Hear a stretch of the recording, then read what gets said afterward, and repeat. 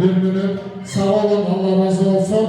Şimdi Güngür'ümüz mikrofonu istiyor. Bayaktan bir yana bir iki bir şey duymak istiyor. Güngür bölümüne düşelim. Sağ olasın. Hasan nenemin torunu Allah sana da benim kimi oğul torunu kucağına alsın. Oğul etmek yürüyorsun sana. Ya Rabbim Allah burada cümle alemin kapısına hayırlı işler etsin.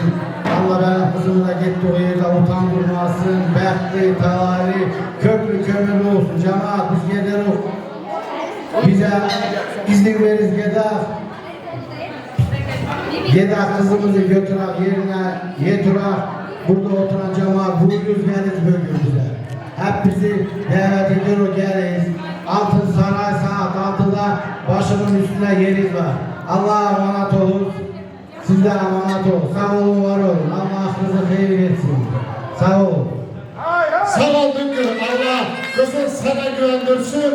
Pazar usta bir güzel bazı